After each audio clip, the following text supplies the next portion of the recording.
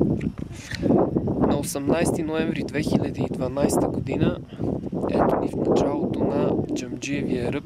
Тръгнали сме към Кончето и евентуално към Вихрен.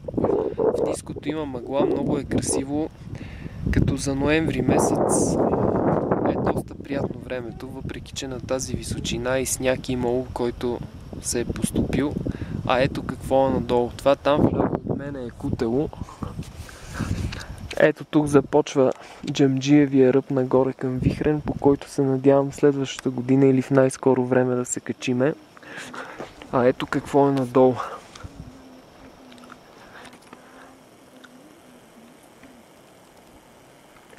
Банско е в мъгла. Въобще цялата разложка котловина е в мъгла. А отгоре величествено се издига Рила.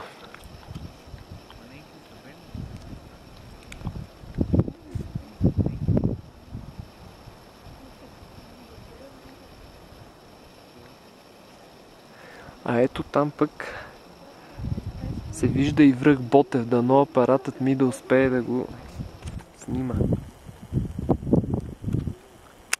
Не това, което е на преден план, а вдясно от него има едно гребенче, което е изключително далече.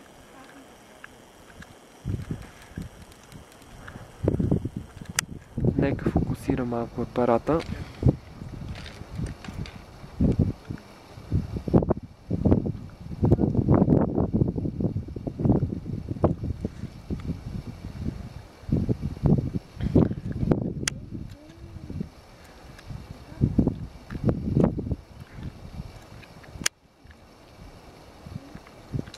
Дано успее да се хване Ботев. Сигурно ще е закона, сигурно съм. Не бе, диви кози са. Не, и това ми се мърда на главата, като е кон. Не, кози са. Това като бели глави.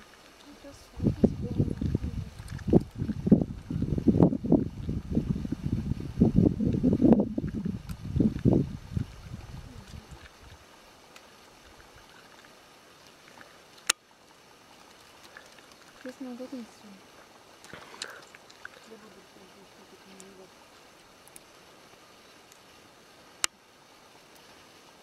Беби, ако решиш, че ти се жертва, това не знам. Мога да изжертвам никога.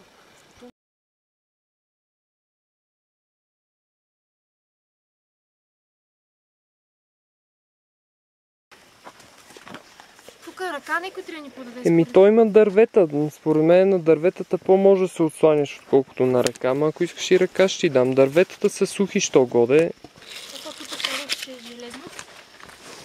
Просто е малко студено, иначе...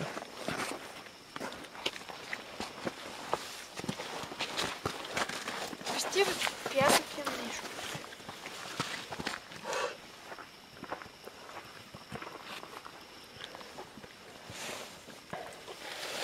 Дай ръка, ако искаш.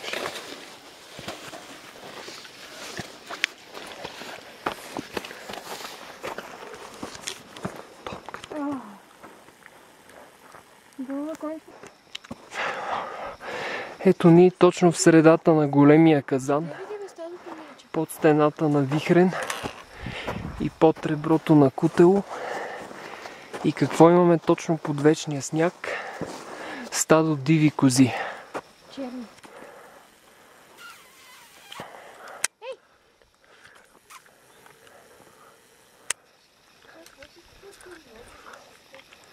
Видите, дете, с какво се прави цял тази треволяк ли? Какво да научим, да ви че се видят на листа? На около 200 метра от нас са цяло стадо. Сигурно отиват към вечния сняг да пият вода. Това малкото земичко.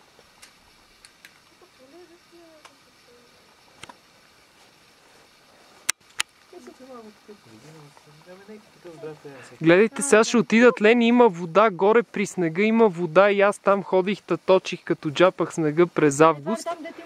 Не ми по-вляво, но там има вода. Аре, че няма време.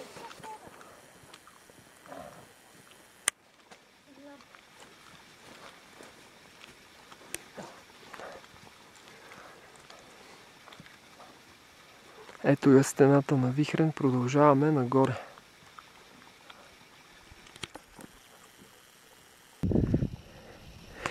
Ето ни вече на около 2700 метра надморска височина.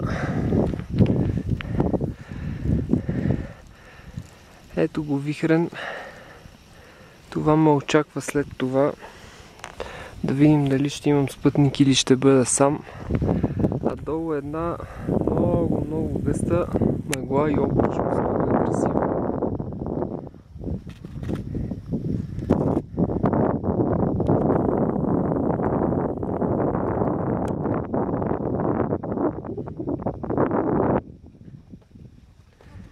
Как е, Криси?